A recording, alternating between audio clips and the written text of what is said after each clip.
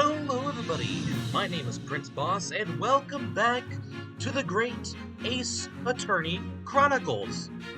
I know it's been a long time, and I know I haven't uploaded anything in a long time, and I'm sorry about that. Just a lot of personal stuff's been going down. You might have seen some in the intro, if I've remembered to put one in for the intro.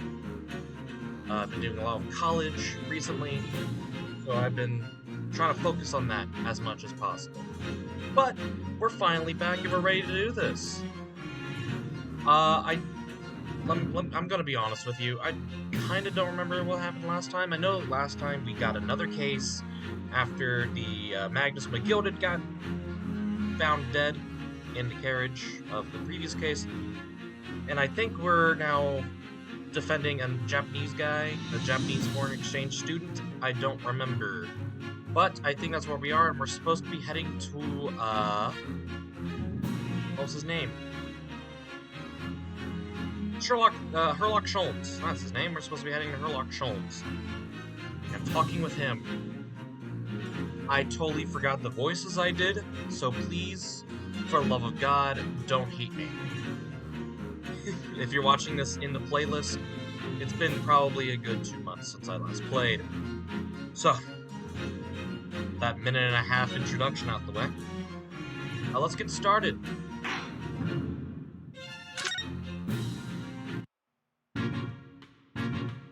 Oh, that's right, we were talking to, this guy. Alright, and we already got all the things I think we got out of him. Ooh, new location's been added. Holmes' suite. Can we really visit, do you think? Oh, pinch me. I sure must be dreaming. Yeah, alright, let's go.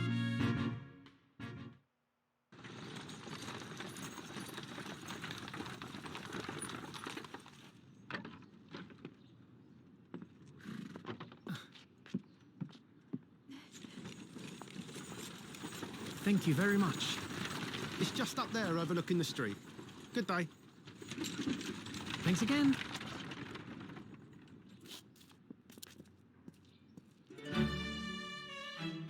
This is it. The residence of Mr. Herlock Sholmes.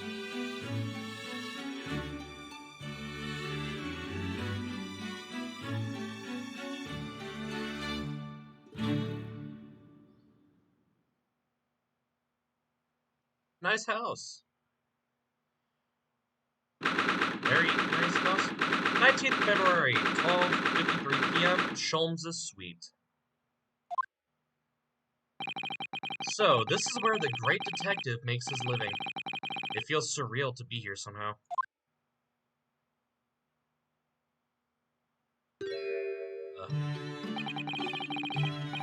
Is it as described in the stories, Miss Sasato? Sasato-san? Many famous cases have been solved here in this very room. Oh, I suppose they must have been, yes.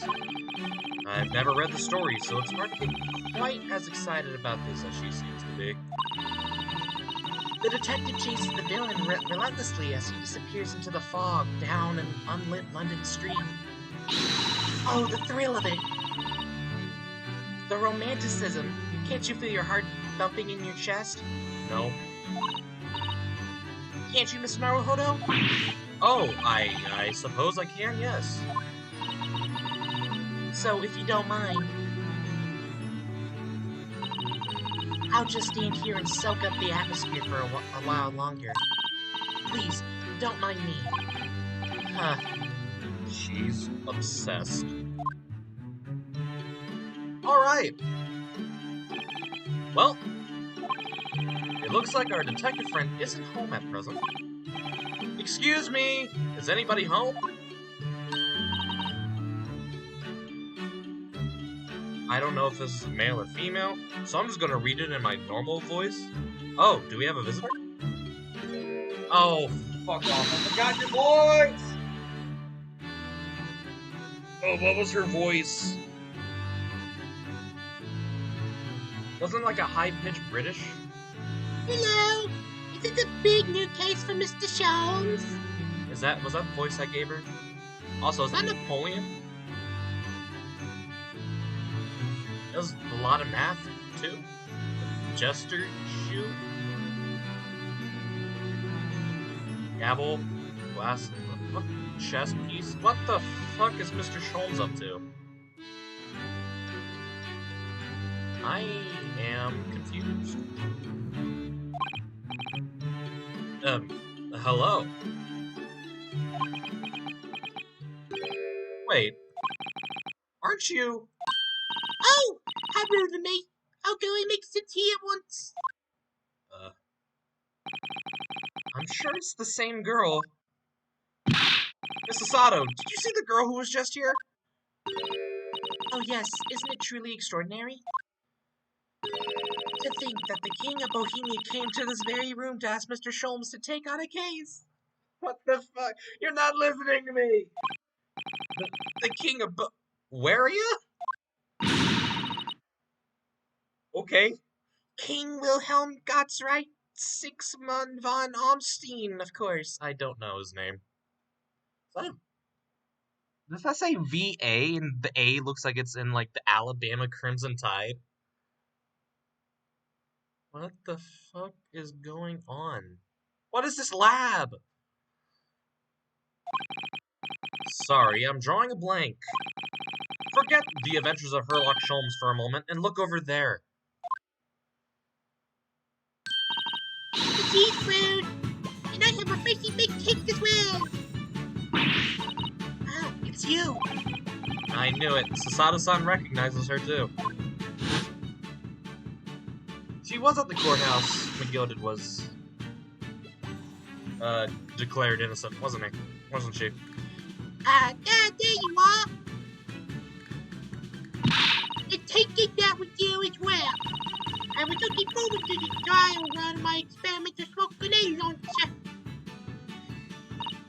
Oh, good day to you. I'm the inventor, I suppose, of that machine. It's the girl who turned up at the end of Mr. McGilded's trial in the defendant's antechamber. I've never met the lawyer from the Far East before. Or you having to get straight to work when you've only just arrived in London. Oh, yes, it was challenging.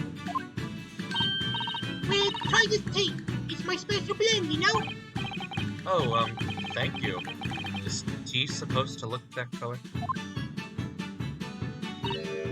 Oh my, what a fragrant yellow mouth. Mellow flavor. I forgot how to do Sasato. Oh my, what a fragrant yet mellow Flavor. I am just not speaking well today. Hooray! It's a winner! I tried blending different leaves to start to alleviate fatigue, you see. You must be exhausted after your long voyage here, and you must have another ticklish trial tomorrow. Oh, and you're to defend the Japanese men. I do wish you lots and lots of luck. Did Mr. Sholmes tell you about us by any chance? Oh, you know Hurley, do you? Hurley. I don't like where this is going. Hurley. Mr. Sholmes to you, Shirley? Mr. Sholmes was a fellow passenger on the boat that brought us to Great Britain, you see. Was he really? Well, I had no idea. I'm afraid Hurley's out on an errand again today, even though he just returned from overseas. Wait a minute. We met this girl for the first time ever yesterday after the trial, and only briefly after that. How on earth does she know so much about us? Did she deduce all those things, do you think? And perhaps more to the point, why is she here in Mr. Sholmes' suite? Oh, silly me, I haven't introduced myself, have I? No, you haven't. Also, I really like your ponytails. Is that what it is? And your little bow hair back here? I like that. It's cute. I don't like the steampunk design, though. It's a great pleasure to meet you both. My name's Iris Wilson. Iris Wilson. Wait. Wait. Wasn't the dude in, like, the first case named Dr. Wilson? I don't like where this is going. I live here together with Hurley. Ah, Iris, is it? What a lovely name. What? What's the matter? No, wait, this can't be. Did you say that your name is Wilson? What's the matter with Sasato-san? Why is she so flustered all of a sudden? Yes, that's right. And what are your names? Oh, I'm Ryunosuke Naruhodo, a lawyer from Japan. Oh, sorry. I'm Mr. Naruhodo's judicial assistant, Sasato Mikutoba. It's wonderful to meet you. Lovely! Susie and Runo. Got it! Susie, a normal nickname. I get Bruno. I guess I know how Phoenix feels whenever he's called fucking Feeny. Nice. Susie. And Runo? There's more to this girl than meets the eye. I have so many questions for her. I don't know where to start. Yes, and so do I.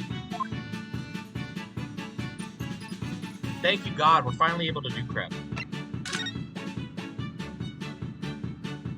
The first thing I want to know is, what did you mean by Wilson?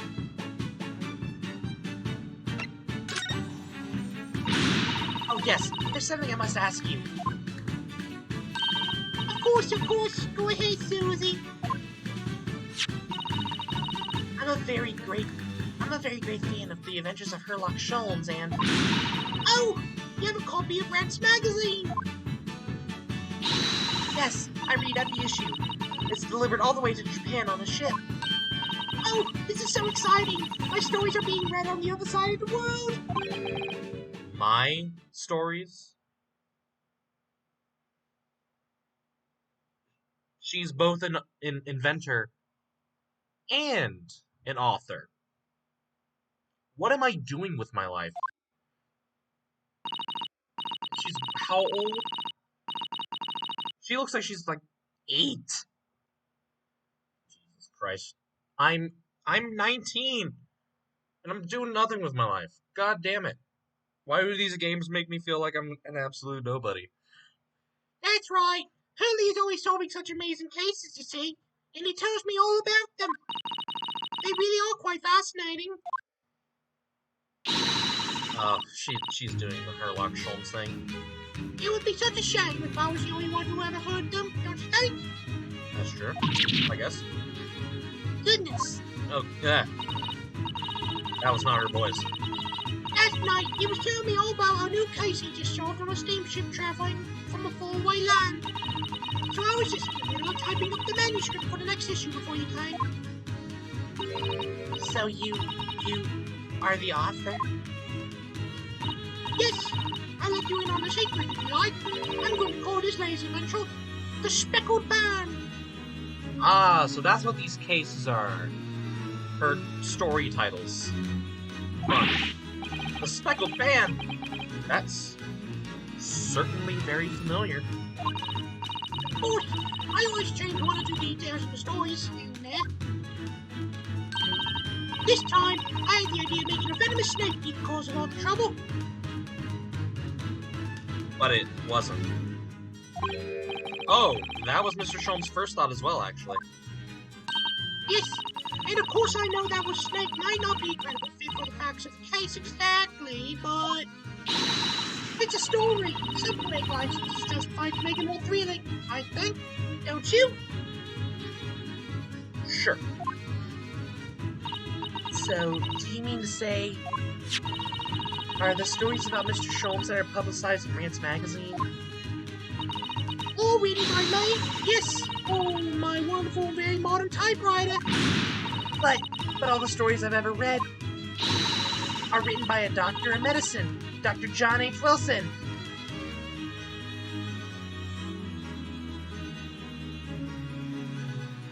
Oh. He was indeed the Sasato.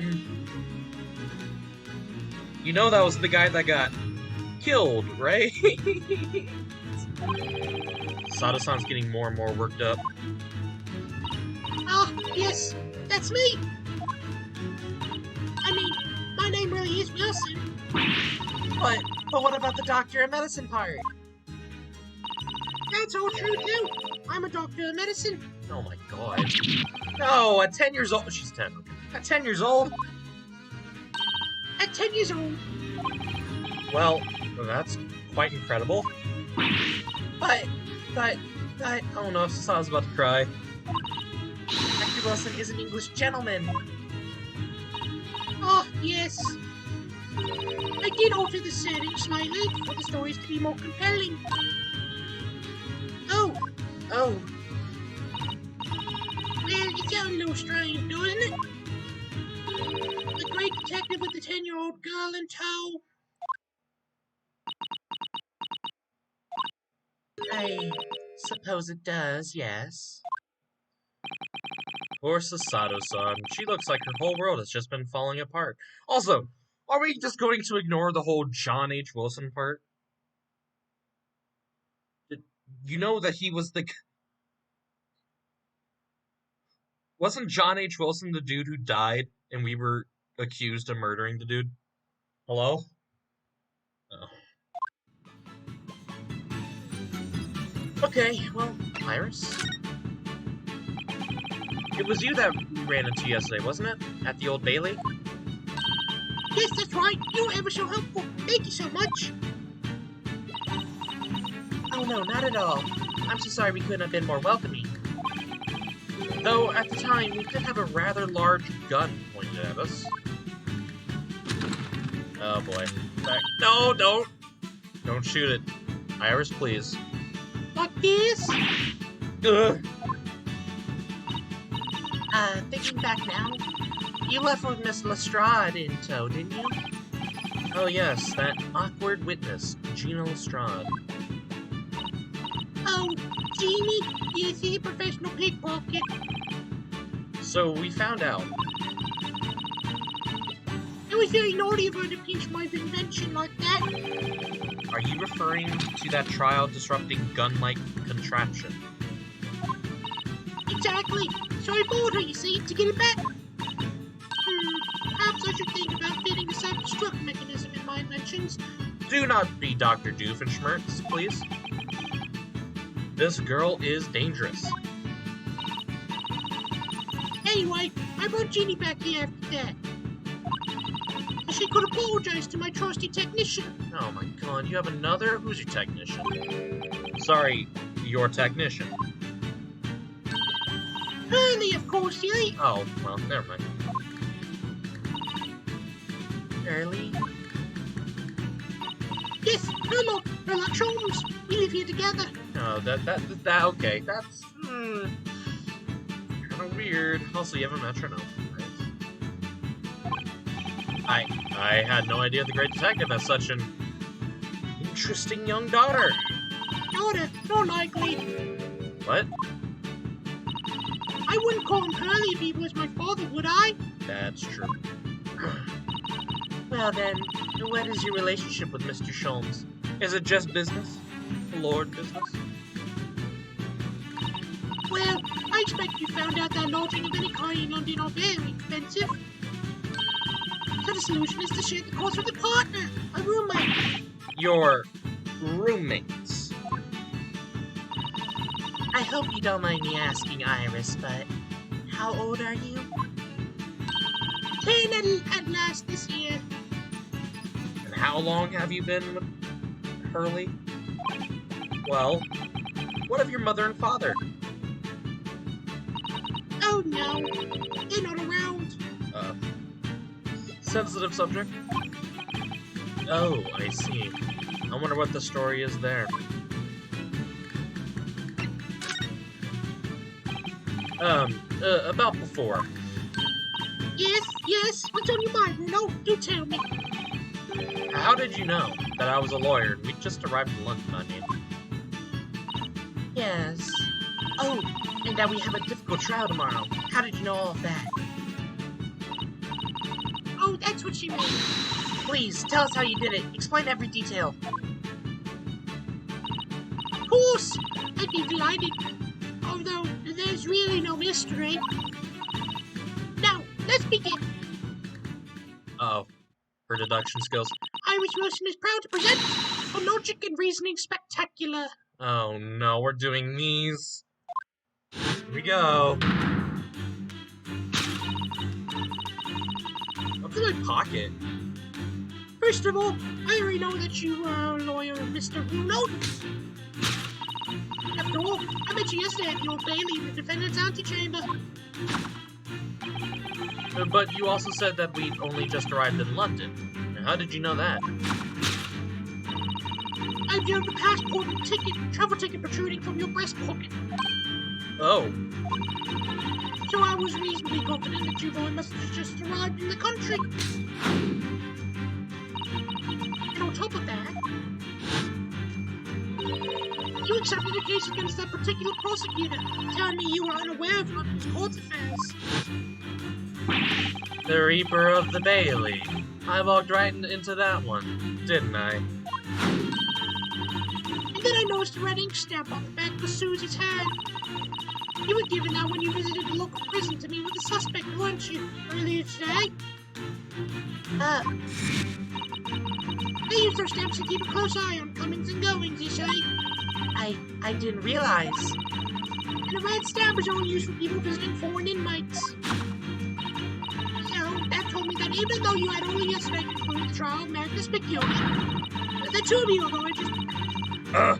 the two of you had already had calls to visit a foreign inmate at a local prison. However, neither of you were wearing a particularly sad expression on your face. So I conclude that the prisoner was unlikely to be a friend or relative. And that meant... I can't keep up that voice. That led me to believe that you must have accepted a new case. I see. Damn, she's good. But how could you have known that the trial is tomorrow? Well, having barely been home a few hours yesterday, Hurley solved yet another case. It obviously amused him. He told me that he'd caught a Japanese man who was bowling and trembling. A Japanese man? Well, that clearly must have been. Mr. Natsumi. Now, Bruno has that fancy Japanese sword. And I think your outfit is called a kimono, isn't it, Susie? Well, anyway, it was clear to me that you both came from Japan yourselves. So I put two and two together and said you must be defending the Japanese man Hurley caught. And there was only one conclusion those facts could lead me to. You both came here to ask Hurley about the case. Wow. You should be a lawyer. You should be the detective. What the fuck? You're good. There's a note on the mantelpiece that says that man's trial will be tomorrow. Guessing that? Or that? Hurley is always stabbing his nose with a knife. Yes, that one. You know, he's silly. And that's all there was to it, really. Thank you for listening. I'm Iris Wilson, and that was one of my great deductions. Wow. I sure wish you were Dr. Holmes. It's a shame you're not. Well, was it a winner? Were my deductions correct? They were spot on. That was amazing, Iris. Truly a great deduction. You even managed to certain something of Mr. Sholmes' delivery. Oh, well, I was just copying Hurley's style for that. This is really very good news. You you could tell us all about the case involving the Japanese man. You will, won't you, Iris? Please. Ay. So yesterday, Mr. Sholmes apprehended a Japanese man. You were saying... Yes. Really, I just arrived back in London after his sea voyage. But the police were waiting for him at the railway station to take him directly to the crime scene. Ah. The great detective is a popular man, it seems. Apparently, a woman was stabbed on a quiet street somewhere in town. There were witnesses who had seen a short, shifty-looking, stooped man running away from the scene. A short, shifty-looking, stooped man. Mr. Natsumi, I believe. Let me say that again. I'm so tired. Mr. Natsumi, beyond any doubt. Saseki-san said that he didn't see anybody else on the street at all. But it seems like there were witnesses after all. Haley used his great deductive powers to determine the man's dress. There was a lodging room very nearby. He went directly there with the police. And what did they find? A short, shifty-looking, stooped man shivering in fear. Mr. Sholmes' great deduction certainly hit the mark that time. Of course he did. He's a great detective. Still, that means the incident occurred only 2 days ago. Surely tomorrow is too soon for the trial, isn't it? Definitely. We have no time to investigate properly. Haley says that London is rife with crime. Oh, Scotland Yard is doing its best, but they can't stay on top of it, apparently. Oh dear. I hadn't realized the situation was so dire. That's why they can't afford to spend too much time investigating cases and trying the criminals in court. well then that just means they're not doing their fucking job. Staff and money laundering are both short. Crimes are usually pinned on the first suspicious person. That is... very fun. Very fun indeed, aren't they? That's terrible. I suppose it's the harsh reality of the workings of the world's greatest judicial system. Justice judicial system, same. I suppose it is. But in that case, I don't hold out much hope for Saseki-san. Just wait a few years and the US will be there. I hope. Thank you for answering so many of our questions, Iris. This has been very informative. Oh, you're most welcome. I've had so much fun. Do you happen to know where Mr. Sholmes is at the moment? As you guessed, we'd like to ask him some questions about this case as well. Well, I expect Curly is still investigating the scene. Of the case involving Mr. Natsumi, you mean? Yes, Mr. Nuts. Oh my. Curly said he was going to the man's lodgings. If you leave now, you'll probably catch him there. Iris, do you know where the lodgings are? Well, I imagine the police are still investigating the scene of the crime themselves, aren't they? Did you happen to come across a detective by the name of Gregson while you were there? Yes, actually. Yes, we know Inspector Gregson. Oh, goody! In that case, give Gregson this from me, would you? If you do that, I'm sure he'll tell you what you want to know. What is this? A 5-shilling piece and a postcard, it seems. Alright. It reads, "Tell the gentleman in black whatever he wants to know. I trust that won't be a problem." Are you fucking blackmailing him? No wonder he hates you! Gosh, that will make the inspector help us, will it? Well, thank you, Iris. We'll give it a try.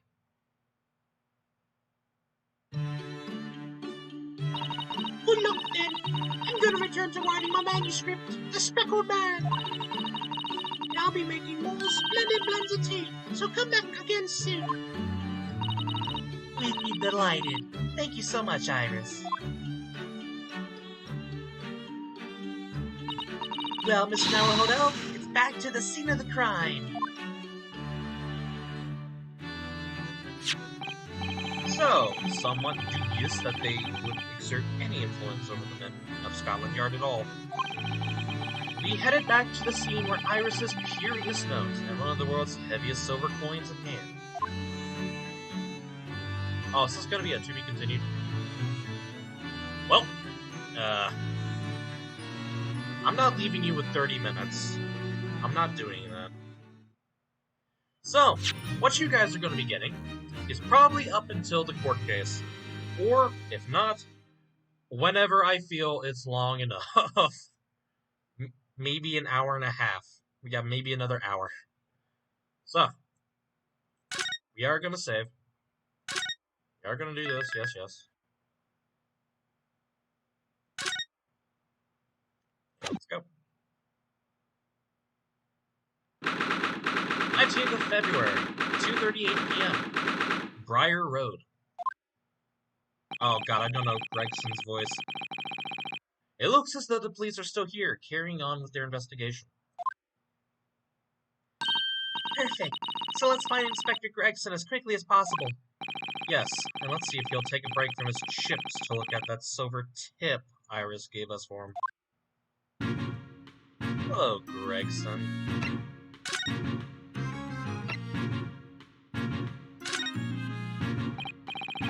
Inspector Gregson, do you have a moment? Sorry to say I don't. I'm a very busy man. Too much busy to talk to a pair of foreign gadabouts, that's for sure. We have these for you. A present from Miss Iris Wilson. What? For me? From her ladyship? Her ladyship? Give that here, at once! Come on, hand it over, that's for me! Ah, don't wait for me to give it to you, will you?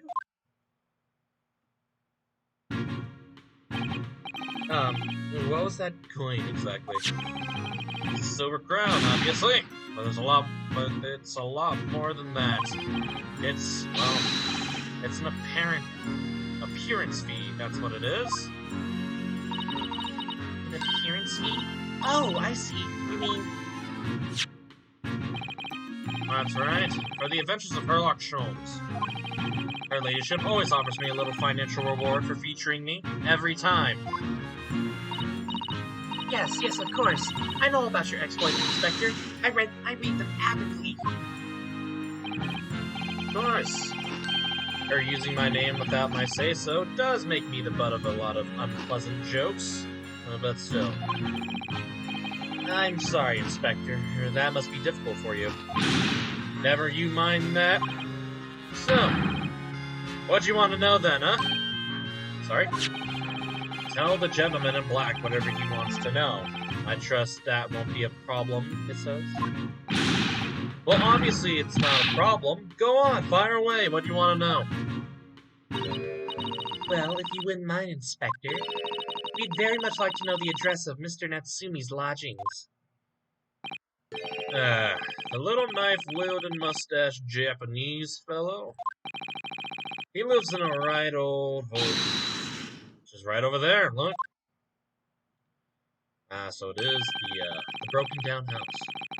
On the first floor of the house, on the corner where that wreck of a bicycle's propped up. That is nearby, indeed. If I remember rightly, the landlord is a Mr. John Garrett Deb. Right, well, if you see her again, you make sure you give her ladyship my regards, here. I mean it. Tell her that Gregson sends his very best wishes. Don't worry, Inspector, we will. Good night, then, for now. And long live her ladyship. What the fuck? Well, at least he told us what we wanted to know before he left. Yes. So then, shall we go and see what we can find in Mr. Natsumi's lodgings? Definitely.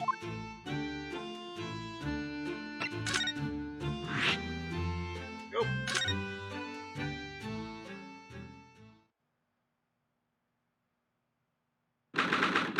Oh my. He was in the Navy? No, the Army. I'm guessing this is during the Sino-Russian War? That would be my guess. Oh. May I help you? Ah, yes. Would this be the residence of Mr. John Garadeb? Indeed, it would be, sir. And whom may I say is calling? My name is Ryunosuke Naruhodo. Miss Naruhodo is representing Mr. Soseki Natsumi. I believe he takes lodgings here. We would very much like to ask him some questions about our client. Is everything alright? One moment, please. I shall convey the message to Mr. Garadeb. Oh no, this is Garadeb's house, then? Oh, I don't know. Did you see that, Mrs. Sato? That was a real-life English maid! I know. As I understand it, anyone of standing in England society employs a number of household staff. But that would be the first time I've ever seen one in the flesh. Oh, this day keeps getting better. It certainly feels like we've really arrived now, doesn't it? We only need to meet a butler and the experience will be complete. Well, I'm not sure if I'd go that far, but I understand the sentiment. Thank you for waiting. Mr. Garadeb will see you now. This way. Oh.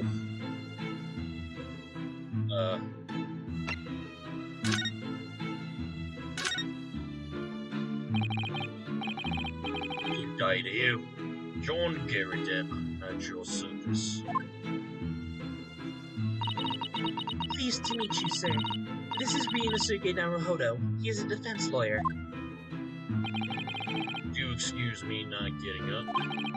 Took a shot to the knee a few years back at the Battle of Maiwan, don't you know?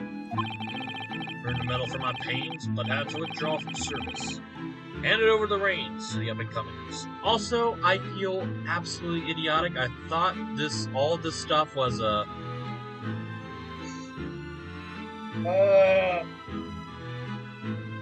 guy's. Keep forgetting his name. It's not very memorable. But I thought that was his stuff. I didn't think this was the British. I probably should have guessed from his hairdo. So he's a retired soldier. It's a hell of a job getting up and downstairs now, I can tell you. Don't get out much, as you can imagine. Yes, it's quite a climb up here to the second floor, isn't it? I was panting at the top of the stairs. You really must take more exercises, Mr. Naruhodo. Do you think so? Well, Mr. Garadeb, no doubt you were very courageous to earn yourself a medal. Oh, it was nothing. The medal's just a folderol, really. Wouldn't like to offend the general, though, so I grudgingly displayed it on the wall. Really? Why don't you fetch it down, Joan? Let these good people see it properly. Joan, fetch the... Ah! Dash it all, woman, be careful! Oh, dearie me. I beg your pardon, sir. You jolly near took the skin off my hands. I shall be more careful, sir. So anyway, there you have it. Living the quiet life now. Yes. I see. Now then, I hear you want to know about the chap lodging downstairs, is that right? Yes. We would be very grateful if you could answer some questions for us. Only too pleased, naturally. Especially if it helps to keep the peace here. Mighty.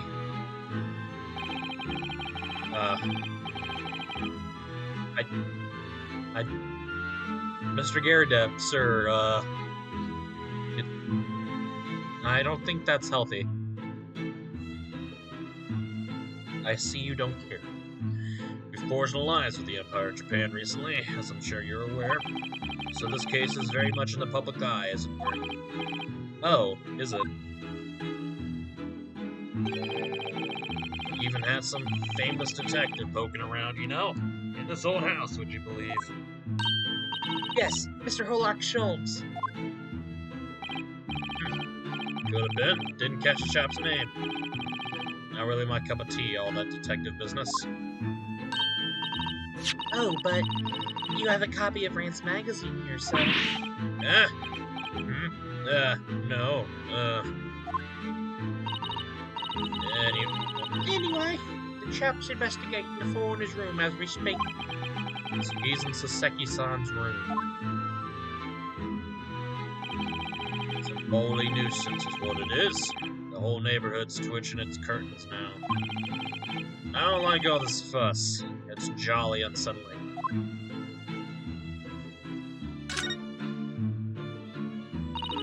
Now, Mr. Natsumi, then, Mr. Garadeb, please do tell us. Yes, the Japanese chap. Only been lodging here for a week. Oh, just 1 week? So he moved in very recently, then? I have 2 lodgers most of the time. One on the ground floor and the one just below us.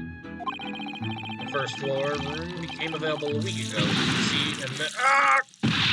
Dash it all, Joan! Do be careful! Oh, my goodness, I'm terribly sorry, sir. It seems like she's trying to cover up something. You want to know my opinion? I thought he was a shady sort from the moment I set eyes on him. Oh, why? He seemed to have a most nervous disposition, always shaking and looking over his shoulder. The man's had shady written across his sweat-soaked brow, if you ask me. I said to myself, Joan, that man is trouble. Sooner or later, he's gonna do something untoward. And I'm rarely wrong about anything. Oh, really? We won't be calling this maid as a witness, that's for sure. Was there anything else that struck you as suspicious about the man at all? You're not gonna say anything. Oh. Yes. Oh, indeed there was. And she's dying to tell us.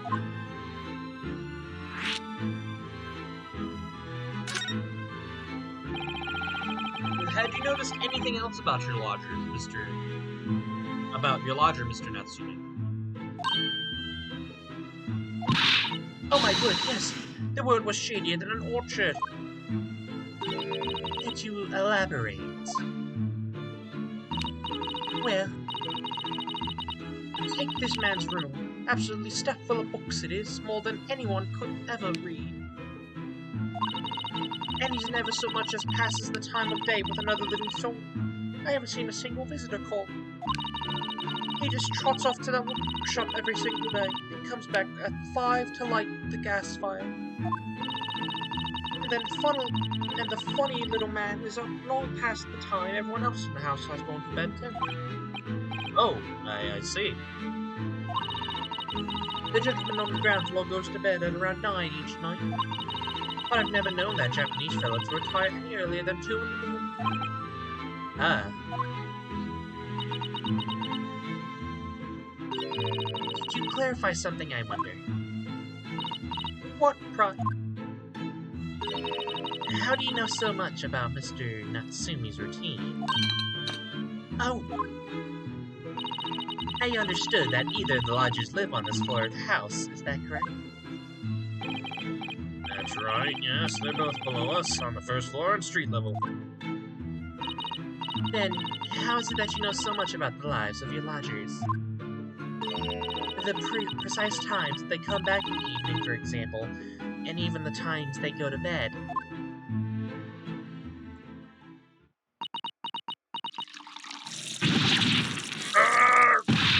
Good grief, Joan, be more careful, woman! Oh my goodness, sir.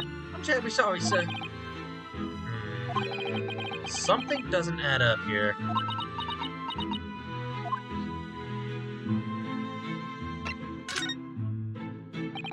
It seems that the incident took place at around 5 in the evening. Did you happen to look out of the window at around that time? Window. Yes, we noticed that the window over there looks out over Briar Road. The incident took place on the pavement just on the far side of the street. Was there anyone suspicious loitering nearby? 5 o'clock is dinner time in the Garridip household. So I'm afraid I don't remember seeing anything. How about you, Joan? No, sir. It would have been dusk outside already at that hour. And with the fog as well, I should think it would have been quite impossible to see the other side of the road. Oh, I see. Did you notice anything outside of the ordinary then? Such as... Anything at all.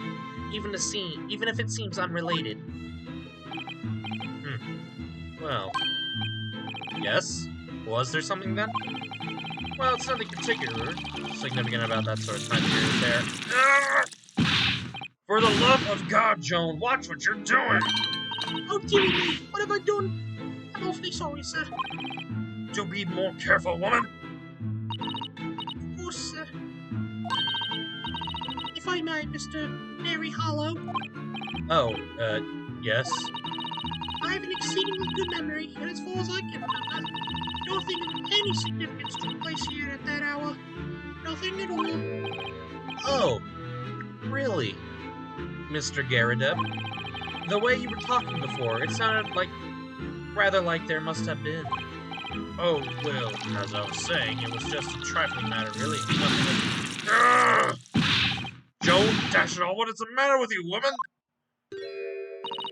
Begging your pardon, sir. Nothing happened.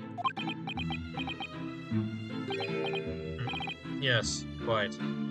They're hiding something. I have a feeling he is the murderer. Nothing happened. We sat down to a quiet, uneventful meal. Joan? That's right, Mr. Garridip. What is the matter with these two? Sounds like something happened here in this room on the evening of the incident. But what? I wish I knew.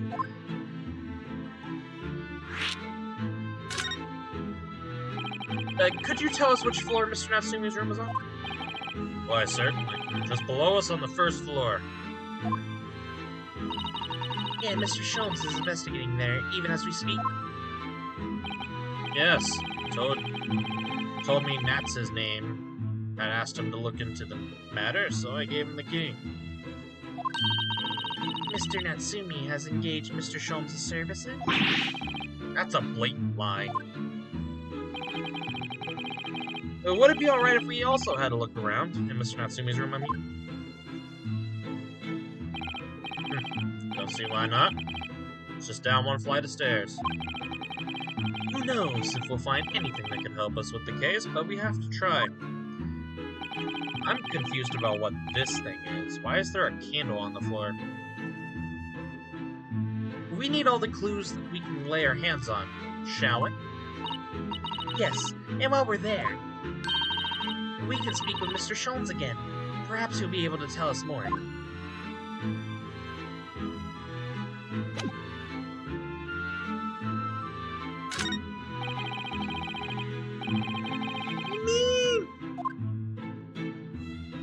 What do you mean? I'm probably not going to get anything by searching.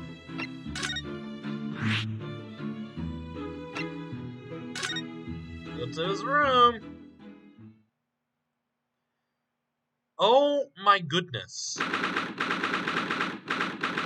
What the fuck, Mr. Natsumi? Oh, there's a cat! What? Just look at this place. And smell it. It's so musty in here.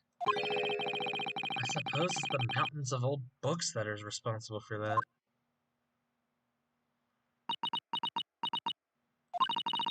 I don't think I've ever seen so many books in all my life. Let me tell you, Twilight from MLP, My Little Pony, she would love this shit. Just saying. No, me neither. It's so dark in here, too. Is that the window over there? Oh, that's the setup. Is that the window over there? Well, it was the window, I think, yes. Once upon a time. But for some reason, it's been closed up with bricks and mortar. So this is where Mr. Natsumi lives. By the way, I haven't spotted Mr. Sholmes anywhere, have you? No, that's true. But according to what Mr. Garadeb told us, the great detective should be around here somewhere investigating. Is he hidden in the books? What he was writing? That desk seems to have been wedged into a crevice between the mountains of books on either side. I suppose Mr. Natsumi would sit there and read while stroking his cat. But surrounded on all sides by these towering old tomes, surely he dreamt of books every single night as well. Yes, he must have done, mustn't he? Oh, what's this? It's a receipt from a secondhand bookshop. Your books. Fucking God. Alright. Very funny. Oh yes, Mr. Natsumi's name is on it. Look, and the date of purchase. 2 days ago at 4:45 p.m. That's the day of the incident. That's just a short while before he was embroiled in the terrible attack. He must have been on his way back from buying some old books.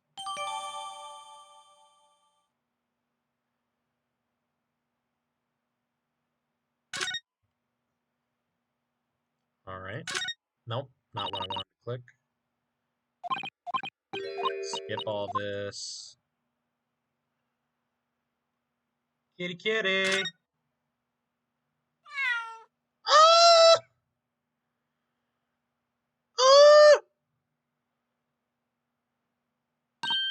Oh my, what an adorable little cat. Perhaps he's looking after the books while his master's away.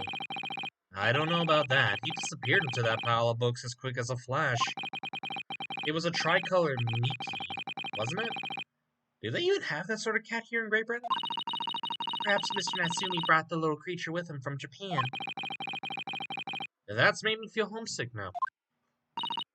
Already? We've only been in the country for 2 days.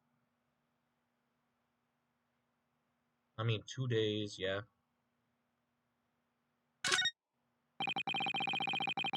Look at all those books stacked up over there. They're almost reaching the ceiling. They're all works of English literature. And they all smell so musty. With this volume of books to hand, you'll never be short of reading material, would you? No, what a dreamy idea. You would love Twilight, wouldn't you? A bad dream, maybe. For me, at least. Oh, yeah, that's right, because he was a college student. Mind you, I don't imagine the book that's at the bottom of the pile now will ever be read again. So reading is an experience that comes but once in a lifetime, just as the tea ceremony teaches us. I certainly didn't expect the conversation to turn down the path of tea ceremony philosophy.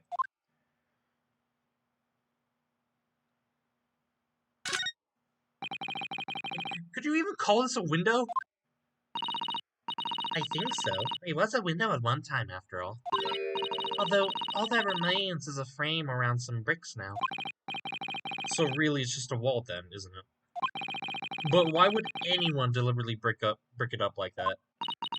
I'm afraid I have no idea. Ah! Perhaps Mr. Natsumi painted the brick design on it in a fit of whimsy. That's alarmingly feasible. Anyway, whatever the reason, the lack of ventilation in here makes the place very oppressive. Does. I imagine being cooped up in a room like this would be extremely trying. I would hate this, and I kind of already am with my dorm room. Oh look, it's a beckoning cat from home. It's a bit big and bulky, isn't it? Surely Mr. Natsumi didn't bring that market, Maneki Nico all the way from Japan with him. I hardly think you're in a position to comment, Mr. Naruhodo. Are you forgetting the enormous Baruma doll that you brought in your luggage? Well, it can be dangerous traveling abroad. I wanted a Lucky Charm. Well, I imagine Mr. Natsumi wanted the same, and his cat is sure to beckon good luck to him. It's not doing a very good job so far, is it? You mustn't say such things. I didn't say a word! My eyes, such a giveaway. I got very special eyes.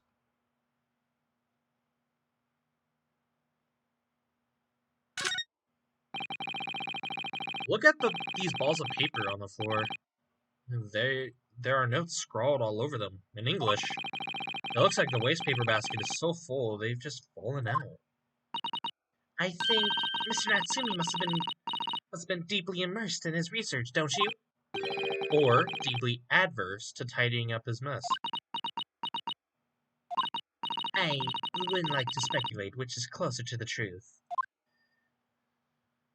Of course you know. Well, I think we are done on this side, so let's oh, there he is. He's reading. Of course he is. Hi, Mr. Sholmes. Ah! Look, Mr. Naruhodo! Aha! There he is! Where did he appear from? He seems to be so engrossed in the pages of an old book. I hope he won't mind if we disturb him. Hello, Mr. Sholmes? Oh, here we go. Ah, you two. Good day. Now, let me see. Where was it that we met? Oh, Mr. Sholmes, we were together on the SS Burya. Yes, of course, the Burya. And let me see. What happened on that voyage? Is this going to lead up to him putting handcuffs on me? It is, isn't it? It was Kazuma Asogi. He died tragically. But you were a great help to us. Ah, yes, but of course, the case of Mr. Asogi. It was the one with the snake, wasn't it? Oh. Well, you seem to remember something of it, at least. What an honor to be remembered vaguely by the great Herlock Sholmes. This is Mr. Oh, no, my dear madam, hold your tongue. I pride myself on my superior powers of recollection. Your names are safely recorded in my brain attic. Miss Naruhodo. And Mr. Sasato. Well, you got it backwards, but yeah, you remember our names, kinda. Just try the other way around, Mr. Sholmes. I lose the first round.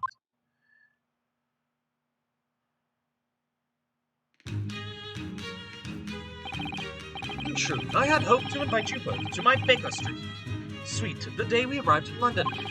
But some Scotland Yarders ambushed me at the railway station and whisked me away to the crime scene. It was an entirely trivial case, of course. I solved the matter in no more than 30 minutes. So they apprehended Sasaki-san in that short an amount of time? I'm afraid the pursuance of a new case has dulled my recollection of my past involvements a little.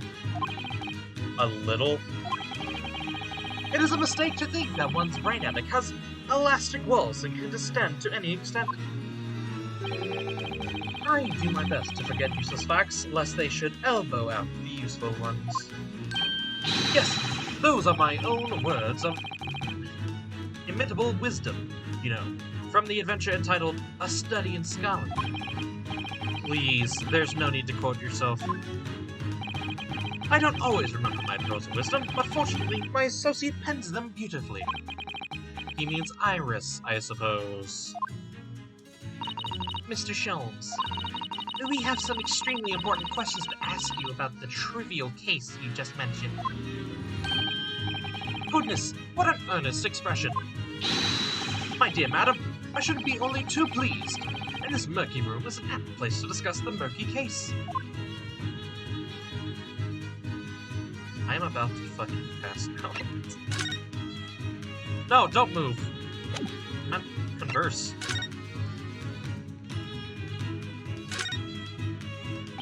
We know this to be the lodgings of a Japanese foreign student by the name of Soseki Natsume. It seems that you assisted in his arrest, Mr. Schultz, for the stabbing of a young woman outside here on Briar Road. Natsume. Yes, I believe it was the name, rather. It was a name rather along those lines. But Mr. Natsumi denies it. Was it really justifiable to arrest him on so little? I'm sorry, Mrs. Sato, but I have not the slightest idea what you mean. What? I can't believe he was looking Sasato-san squarely in the eye while feigning ignorance. I assure you, I am not merely feigning ignorance.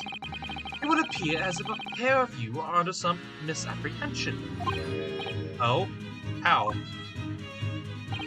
I assure you, I have no recollection of accusing your stupid compatriot of the crime. But that doesn't make sense. The good detective of Scotland Yard made the following request of me, and I quote verbatim. We need you to ascertain the identity and whereabouts of a man seen fleeing the crime scene. Ah, a man. Seen fleeing. There were a number of books scattered on the pavement at the scene. From the book plates, I was quickly able to determine the bookshop from which they had been purchased. On speaking with the proprietor, I was immediately led to this address. Elementary, wouldn't you say? I believe there is a receipt around here somewhere from the establishment in question. So you don't think Mr. Natsumi is the culprit then? That I could not tell you. But it was aggravating my facilities, hence why I returned here. However, this place is such a trove of fascinating books, I found myself quite lost in bibliophily.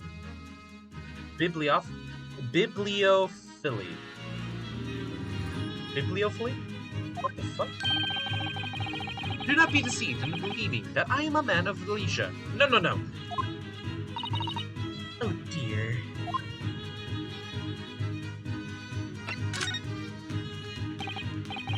Tell me.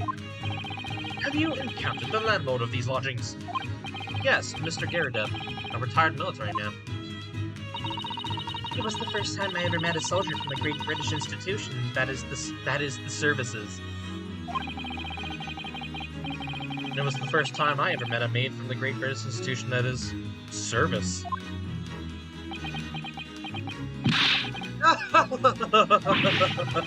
I didn't think it was that funny. I do apologize. As you may well be aware, many households in London employ a maid. Yes, I read as much in my Great Britain primer.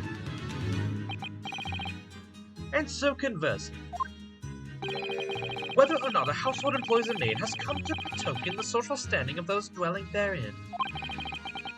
Betokening their social standing? Sorry? Put simply, my dear fellow, those who employ at least a single maid are considered middle class. Those who don't are beneath that. In the upper echelons of society, of course, households employ enough staff to constitute a large family. Goodness, how extraordinary. As you can appreciate, for those of let me say that again. I'm so tired. It's so dark. My eyes hurt. As you can appreciate, for those on the precarious boundary between the middle and lower classes, being able to afford just one maid is of the first importance. I had no idea. And it is for precisely that reason that I find great stimulation in this situation upstairs. Specifically, in the retired Army veteran, Mr. John Garridev. Oh? Fabled as he is, the fellow is hiding something. Whether or not it imposes on the circumstances of this case, I am as yet unable to ascertain. I'm thoroughly lost on what he means to say.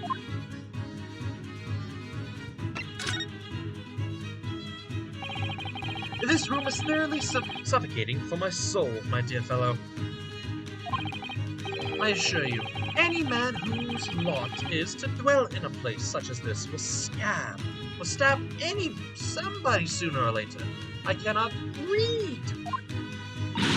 Mr. Natsumi has stabbed no one. But sooner or later, as I said. I don't believe that's the issue here. About this dark little room, Mr. Sholmes. Why is there no longer a window? Do you have any idea? No window? Well, I mean, I can clearly see that there is a window of sorts. But it's been completely blocked with bricks. I see. The answer to that question is quite simple. Window tax. Window tax? What is that? Surely not a tax on windows. Precisely that. God damn it, Britain. You and your taxes! This is why the US declared independence. Oh my goodness. Till relatively recently, a tax was levied on households in this country by the number of their windows. Those of lesser means have inherited a sizable and costly family home, perhaps, rapidly closed windows up. While the rich opened windows here, there, and everywhere. In an effort to curry flavor in those in power by furnishing them with large sums of tax money. How awful and unjust, forcing people to live in rooms devoid of light. That was not how it was supposed to sound. Indeed, disease was rife as a result. So, some 40 years ago, or thereabouts, the window tax was abolished. But its legacy remains, as you can see. And squalid lodgings such as these, for example. I suppose Mr. Natsumi's stipend for living here in London isn't very generous, perhaps. It would appear so. I've done a little digging, and discovered that these lodgings were offered at an extraordinarily low price. Because the room is so awful, I should think. Apparently, Mr. Natsumi only... Oh, this is okay. Apparently, Mr. Natsumi only moved in here about 1 week ago. Yes, that's correct. However, I don't believe the low rent is explained by the shabby nature of the accommodation. Oh? Still, this is of little relevance here. No matter, a matter not worthy of further attention. Are you sure? I'm curious now.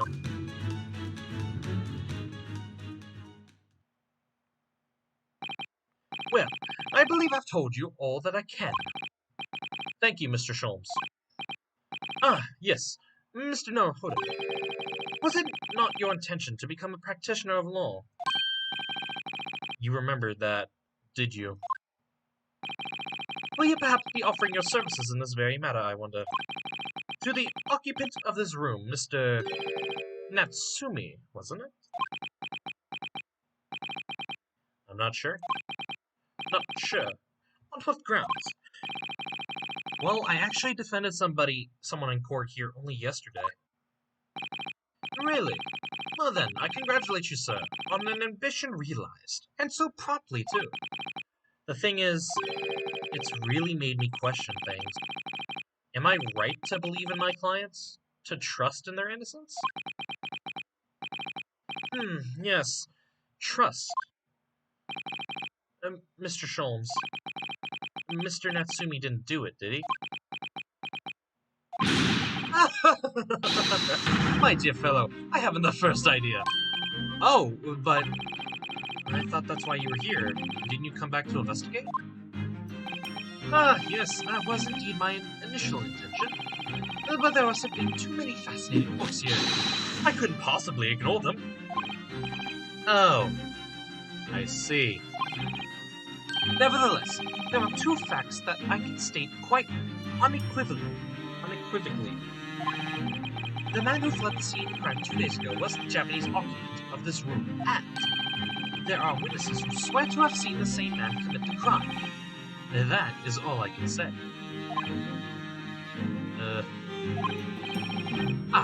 And one more thing. Oh, What is it, Mr. Sholmes? Tell us! I cannot say with any certainty whether or not it is of relevance to the case, but I am quite sure that the retired army man who owns this property is hiding something. Mr. Garadeb is... Mr. Sholmes said as much before, actually, didn't he? Anyway, at present, that is really all that plays on my mind in relation to this case. Mr. Naruhodo, as yet, our investigations have uncovered nothing that could help establish Mr. Natsumi's innocence. No, you're right. Perhaps it's time we probe a little deeper into Mr. Garadeb's secret. Just remember, I cannot be sure whether the landlord's secrets will prove to be of relevance or not. But I wish you every success, of course, Mr. Naruhodo. A busy man indeed. He's gone back to his book in the corner of the room. Has he? Yep. Well, let's go back to Mr. Garadeb.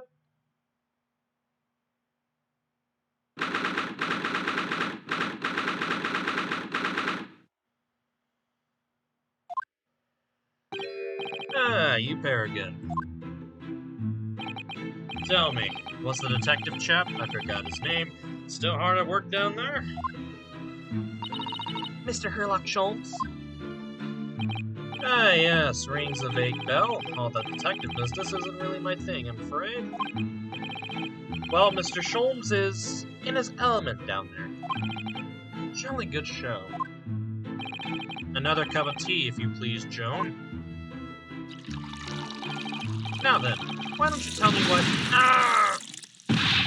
For the umpteenth time, moment, will you watch what you're bally well doing?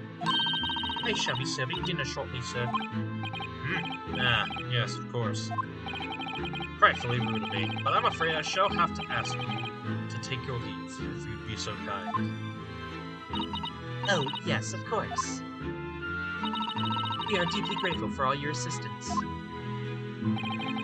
Not at all, not at all. Don't get much chance to talk with young foreigners like yourselves. It's been a pleasure. Best of luck and all that. Perhaps you could see yourselves out. According to Mr. Sholmes, Mr. Garadeb is hiding something. Since no other avenues of investigation seem open to us at the moment, perhaps we should do some digging.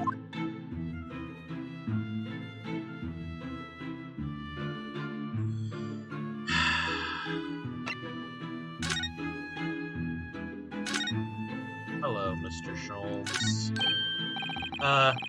What's he doing over there? Mr. Sholmes! Aha! We meet again, my dear fellows. Good gracious, when did you sneak in here? Herlock Sholmes, at your service. Whatever you doing over there by the window? I'm given to watching the evening sky as the sun sets, madam. And yet sadly, cheerful as the room downstairs undoubtedly is, it lacks an aperture of such an observation. Yeah. So I took the liberty of borrowing a small corner of space by the window up here. Well, keeping an eye to one's window at dusk is the prudent thing to do in London, I'm gathering. And one other thing, Mr. Naruhodo. Oh, me? I thought perhaps you might be in need of a certain great detective's great mind. Oh, we're about to go through this? Alright, let's go. Ready to do some fucking game work, finally. Instead of talking to people. Wait, he's not talking about... Is he? I didn't expect to be going through that again so soon. Do you mean Mr. Sholmes? There is a mighty secret in this modest room. My eyes see even the most trivial of trifles. I take it you're prepared, Miss Naruhodo. I think so. There's just time enough for one of my greatly admired great deductions. Let us conclude the matter before dark. Oh boy, here we go! Finally. Mr. Garrett, though it would seem you are a military man of considerable distinguished service, your standing as a landlord is most certainly not what one might call first-rate. I'm afraid, sir, that it is all too clear to me. There are two conclusions I have been able to draw by careful observation of your living arrangements. I beg your pardon? The first is that even as we speak, you are concealing the presence of a ferocious beast in your care. And the second is that as a result of the beast's violent rampage, you have lost something very dear to you. Yes, now hold on, look! The old man's broken out in a cold sweat. Unbelievably, it seems Mr. Sholmes' conclusions are both spot on. How? How could you possibly... How could I possibly know? You mean to inquire? The answer couldn't be simpler, sir. For in the dense jungle of logic and reason, I am the king of beasts. Are you? And I know only too well that wild beasts are not easily tamed. So, shall we begin? Once again, Herlock Sholmes is proud to present his logic and reasoning spectacular. Yes, here we go! The Great Deduction. Topic 1. Nature of the beast. It certainly shouldn't take a great detective to see. I see that. Then a fearsome beast has been on the rampage of late within these four walls. Thus, we are faced with this question. What form might this beast take? For a man with the military breeding, your eyes are uncomfortably candid. Your furtive glance, Mr. Garrett, leads us directly to the answer. The true nature of the beast that has run rampant here is revealed by that lion statue. I'm guessing that's not what he was looking at. Yes, though an army man, you appear imposing at best, unimposing at best. A fact that has fueled your admiration for the mighty lion, the king of beasts. What is this piffle, I ask you?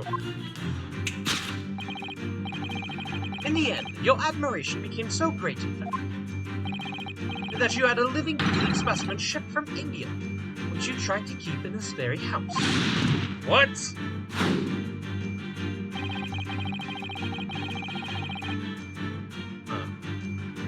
Right. Yet, living with such a wild beast proved more difficult than you had imagined. The shipping traces of a wild rampage are still very much in evidence. Well, yet as we look around, the beast in question fails to present itself. Where could this angry creature have disappeared to? Madam? Me? I pray you, do not consider me unchivalrous, but it is plain to me with one glance in your direction. Is it? Your dress pocket gives us a handsome clue as to the beast's current whereabouts. But protruding from it is a handbill advertising a circus show. Yes, you sought to dispose of this terrifying lion, Mr. Garridan. At Batty's Circus, a traveling show currently sojourning in a nearby park. I have observed the tenants. You sold the savage lion, sir, to the circus troupe. I most certainly did not. I believe I have made my point. The fearsome beast which ran amok in this room was an Indian lion. And a simple visit to the circus now will reveal the lion prancing jubilantly through a ring of fire. Conclusion of rampage.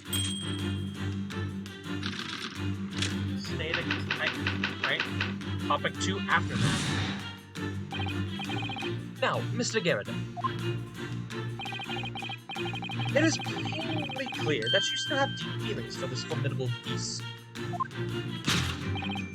Indeed, in that life pose of distress, the distress that this loss has caused you is veritably tangible.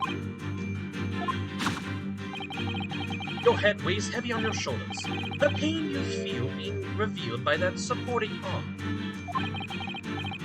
Amid fits of tears, you let your beloved beast go.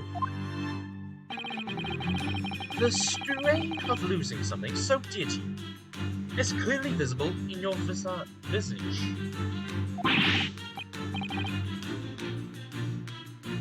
Nonsense, man. I simply... But what? We must now ask ourselves, is the true cause of this pain? And we need only follow the direction of your gaze to find the answer. Yes, it is this pile of bills that has given rise to the pain you suffer. Every envelope contains another demand for payment. For cartloads of meat, potatoes, wheat, and tea. Indeed, feeding your beloved has had a devastating impact on the financial circumstances of your household. And so you had no choice but to let it go. Yes, well, Now, in a final fit of rage, the ferocious beast carried out one last unimaginable attack. Unimaginable? The aftermath of which can be clearly seen by observing the carpet over there. A very expensive woolen carpet, if I am not mistaken. Dearie me. What could have caused such a destructive outburst? This time, madam, I'm afraid it is you who has inadvertently revealed the truth to me. Your wandering eye has settled upon the answer very neatly indeed. Yes, to explain the dire state of the carpet, we need only look at the Tower of Cakes. Do we?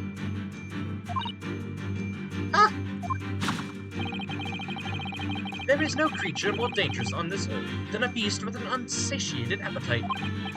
Or was it, or was it not, once said by a certain noblewoman, if they have no bread, let them eat cake? Food is at the heart of all tragedy, in fact. Whatever do you mean? Having tired of the taste of cake, the beast began to stalk its next prey.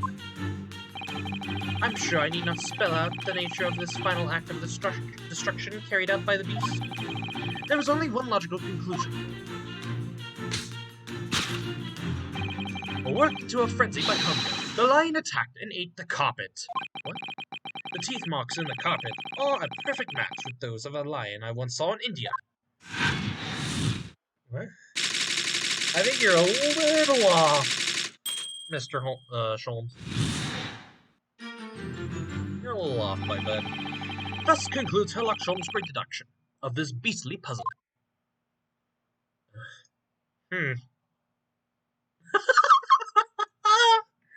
Mouth agape!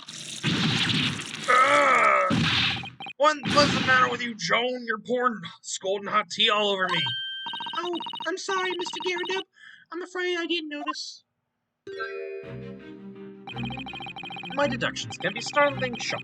It stands to reason that your cup runneth over. Indeed, my revelations can make people spill tears at times, too. Oh. Mr. Sholmes, sorry to butt in again, but could I make an observation? Why, certainly, Miss Norode. What is it, again? Well, your deduction just now. Do you really think a lion could have fit inside a room of this size? Indeed, it is the only explanation for the facts. The terrifying truth all too often lies beyond the realms of common sense. But wouldn't it be an idea to consider what lies inside the realm of common sense as well? But if an uncaged lion had run amok in this very room, surely Mr. Garrett Evans' maid would have been hurt. Or worse. Ah, and that's where you are stuck. No doubt, the former military man held his own against the beast using that large cannon. I thought you said that they sold the lion to the circus. And what about the food? Meat and potatoes are one thing. But I don't believe I've ever heard of a lion that drinks tea. Ah, my dear Mrs. Sutton, it occurs to me with some regularity that irrespective of race and breeding, whenever anyone lands on Great British soil, they are infused with a highly appropriate taste for afternoon tea. Right. Oh, what a glorious notion. Well then, Miss Naruhodo, it's your turn to shine again. I had a feeling that was coming. A slight massage, that's all Mr. Trump's deductions need. You can do it. Excellent. I've been waiting for my trusty partner in deduction to step forward, Miss Naruhodo. I don't even know yet whether or not this is going to help with Mr. Natsumi's case. Still, uncovering the truth is always worthwhile, whatever the motivation. At least, that's what I want to believe. Let us start again. From the beginning of Herlock Sholmes' Logic and Reasoning Spectacular. I am gonna skip Herlock Sholmes' stuff, because I am not saying that stuff again. Nature of the Beast. We all read this, we all know this, I'm gonna stop at mine. Certainly shouldn't take a great detective to see. That whole fearsome beast has been on the rampage of late with an eastful voice. Thus we are faced with the question, what form might this beast take? Ah, for a man of the military breeding, your eyes are uncommonly candid. I bird of glance, Mr. Garrett leads us directly at the answer. The true nature of the beast that has run rampant here is revealed by that lion statue. Pause! I really didn't see the lion thing coming. No, but if you observe Mr. Garredev's reaction, it rather seems as though some beast did indeed run amok in here in this room. Yes, something with a very fierce nature. But it couldn't have been a lion transported from India. So what was it then? We must follow Mr. Garredev's gaze. That will lead us to the true answer. Alright.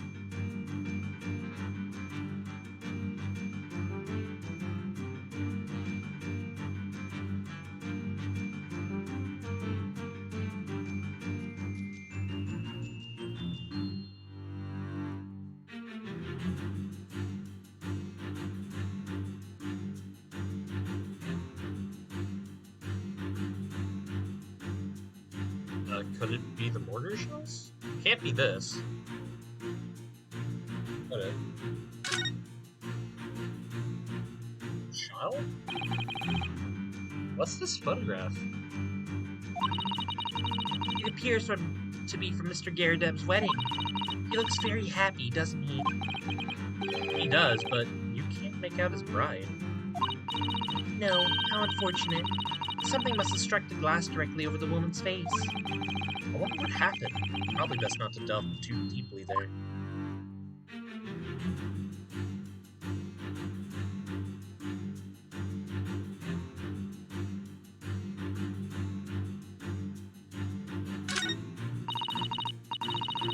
The glass is broken, so you can't see the bride's face at all. No amount of cracks could hide this woman's plump form. I think powerful.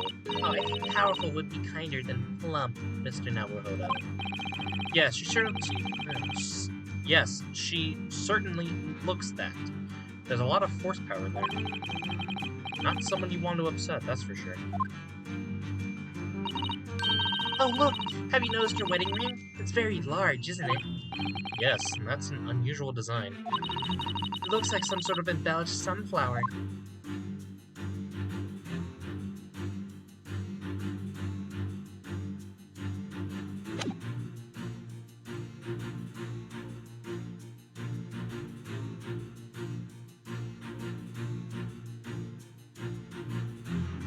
mean, it's either the mortar shells or the newlywed bride.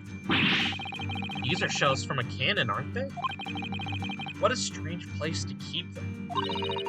I imagine they have some significance to Mr. Garadeb from his time in the army. Ah, of course. He mentioned a battle to us before, didn't he? Do you remember he said that he'd been shot in the knee? Perhaps it was one of these that hit him? If around that side has hit his knee, there'd be nothing left of it. Or Mr. Garadub, for that matter. Mr. Sholmes has a Persian slipper. And this man has spent shells. Perhaps it's customary for him to display? Well, rubbish on the mantelpiece? Could it be that? I can't tell if that's what he's looking at. You can't look at him.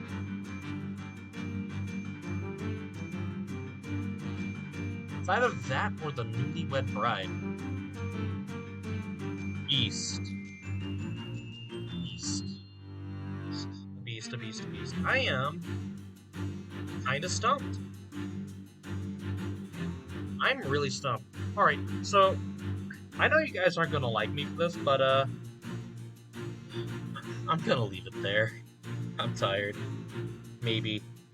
I'll come back to this. I'm gonna go get some water, come back, let my mind think on this, and I'll come back. So, yeah. I hope you guys like this video. I know it's been a long time. We'll come back, and we'll see what the answer is, because I have no idea.